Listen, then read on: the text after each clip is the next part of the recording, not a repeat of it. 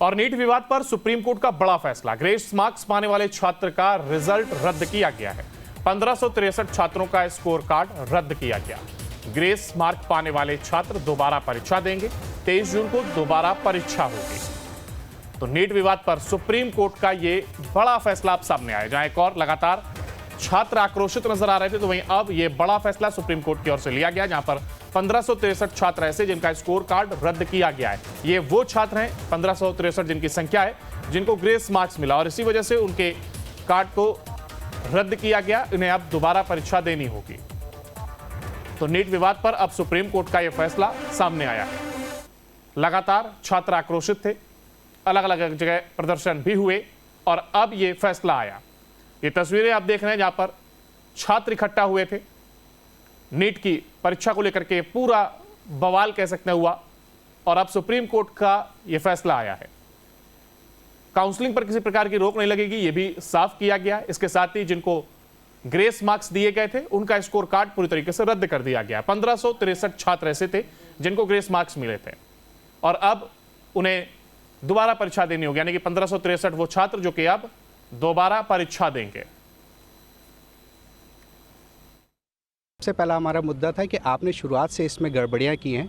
जैसे आपने इसका रजिस्ट्रेशन रीओपन किया है 2 दिन के लिए, उसका आपने कोई हमारे पहले से कोई नोटिफिकेशन नहीं इशू किया। दूसरा इशू हमने ये रेस किया था कि जो आपने ग्रेस मार्क्स पेपर लीक का इशू था और तीसरा ग्रेस मार्क्स का इशू था।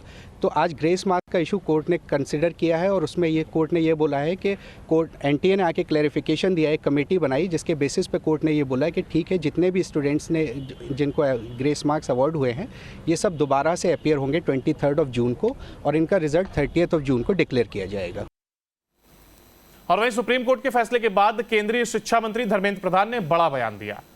धर्मेंद्र प्रधान ने कहा है कि नीट में कोई भ्रष्टाचार नहीं हुआ है, कोई पेपर लीक नहीं हुआ है। सुप्रीम कोर्ट में सरकार ने अपना पक्ष रख दिया है।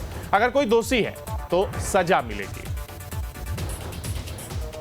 तो यह बात धर्मेंद्र प्रधान की ओर से कही गई है। अगर कोई दोषी है तो उसे सजा मिलेगी। किसी प्रकार का कोई पेपर लीक नहीं हुआ है। तो देखिए, नीट में कोई भ्रष्टाचार नहीं हुआ, नीट में पेपर लीक जैसा कोई मामला नहीं है। यह बात धर्मेंद्र प्रधान की ओर से साफ कही गई। सुप्रीम कोर्ट में सरकार ने अपना पक्ष रख दिया है। अगर कोई दोषी है तो सजा मिलेगी।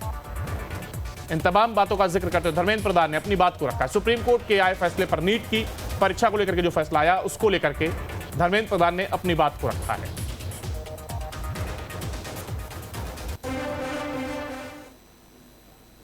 घटना जो आए हैं उसको सरकार गंभीरता से लिया है। एकेडमिशियंस की कमेटी बनी है, उन्होंने कुछ रिकमेंडेशन किया है।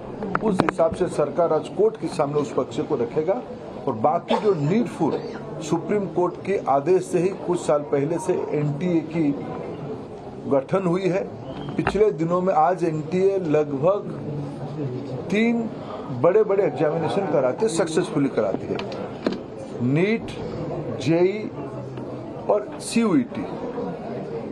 इतने बड़े देश में जब 13 लैंग्वेज में एग्जामिनेशन होगा, विश्व के कई देशों में एग्जामिनेशन सेंटर होगी, कई प्रकार के स्टूडेंट्स उसमें पार्टिसिपेट करते हैं। जो घटना हमारे सामने आई, निश्चित रूप में दोषियों को उसमें दंड दिया जाएगा।